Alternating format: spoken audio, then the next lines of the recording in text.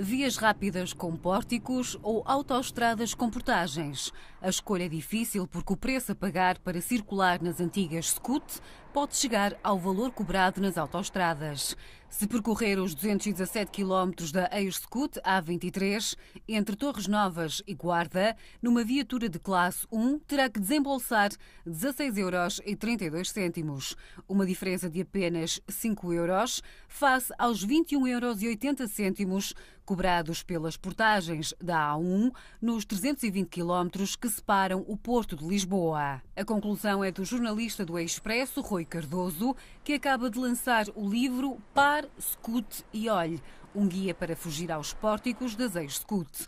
O autor percorreu o país de norte a sul ao volante do seu automóvel à procura de alternativas gratuitas ou pelo menos mais baratas às vias com portagens eletrónicas e verificou que em muitos casos é possível viajar de forma tranquila e a custos mais reduzidos. Na A23 para norte de Castelo Branco, é-nos relativamente possível entrar, fazer aquilo que eu chamo aqui no livro a guerrilha rodoviária, que é entrar e sair nas Scoots de maneira a contornar os pórticos que lá estão por fora pela Estrada Nacional. E aí o tempo que se perde é relativamente pouco relevante, dá-se mais umas voltinhas, são mais umas centenas de metros ou mais uns quilómetros ao fim do percurso, mas a diferença é relativamente pouca.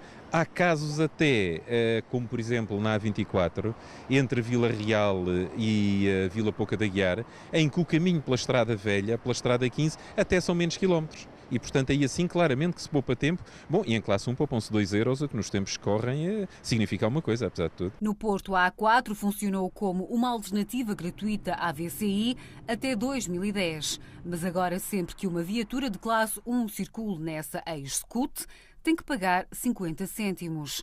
Poderá parecer um valor residual, mas se multiplicarmos pelos 25 dias úteis de um mês e contabilizarmos a viagem de ida e volta, prefaz um custo mensal de 25 €.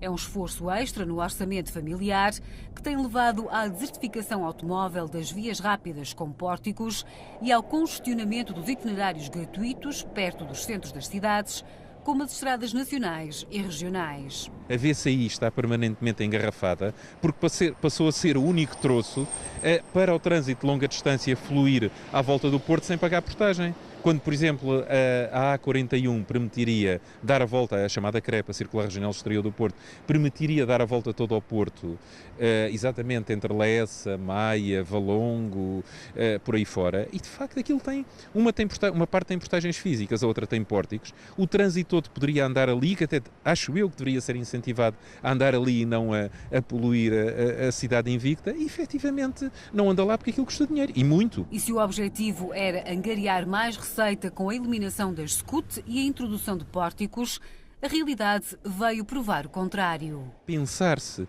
que com isto se aumentar a receita do Estado é um completo logro. Não, senhor, não aumentou e infernizou-se a vida às pessoas. E depois ainda acontece uma coisa. Se antes havia a crítica de que as Scoot eram um elefante branco, agora é que elas são um elefante super branco, porque estão lá vazias, custaram uma fortuna e ninguém lá passa. Para o editor internacional do jornal Expresso, o princípio do utilizador-pagador aplicado às Scoot é injusto. Rui Cardoso conclui mesmo que o único objetivo dos governantes que implementaram esta medida é extorquir dinheiro à população e promover o seu empobrecimento.